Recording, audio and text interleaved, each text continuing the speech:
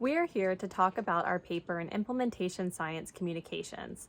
It's about Rapid Cycle Systems Modeling, or RCSM, a process that leverages simulation modeling not only as an analytic strategy, but also as an implementation strategy. Simulation models are widely used in science and in the private sector, yet they remain unfamiliar to many scientists, who can often find them radically different than more familiar methods, such as statistical modeling. So, if you're new to simulation modeling, you're not alone. Concretely, simulations are mathematical models run on computers, just like statistical models. Except rather than looking for patterns in existing data, simulations represent their developers' best hypotheses as to what's going on, even when not all relevant data are available. Why is this important? Because simulations make our implicit assumptions as to what's going on explicit, for testing and critique. The fact is that all analyses rest on assumptions, and failing to account for these assumptions can lead to grave error. It turns out that many solutions that seem obvious at first do not work as well as intended, or even make the problem worse in the long term.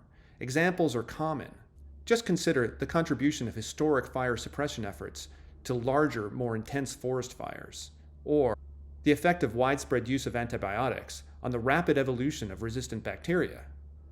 Should we assume that our plans for implementation are any different? By making assumptions explicit, simulations can help us to anticipate problems. But if assumptions only appear in the fine print of a model's computer code, their implications are unlikely to be fully appreciated.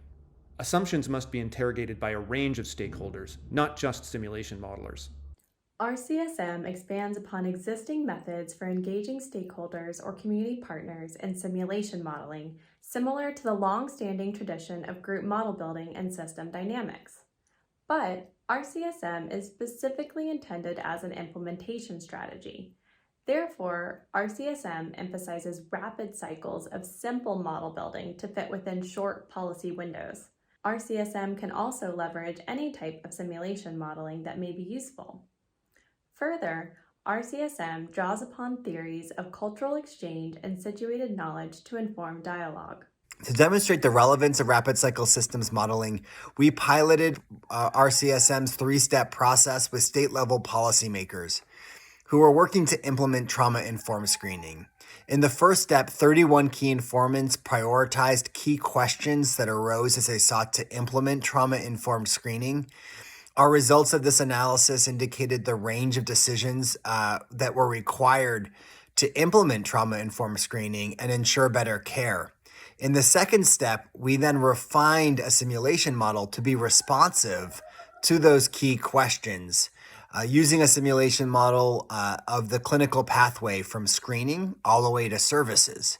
In the third step, 16 of those 31 original key informants were convened, and they confirmed the model's relevance to real-world implementation decisions. These key informants indicated the utility of the simulation model for decisions such as determining who should be screened, what the optimal threshold was to inform decisions around the capacity that was required to start the screening protocol and to sustain it, and lastly, the availability of sufficient treatment resources for those with indicated need. Future cycles of rapid cycle systems modeling can address these decisions in greater detail. We hope that you find rapid cycle systems modeling to be useful for your own implementation research, as we did for ours.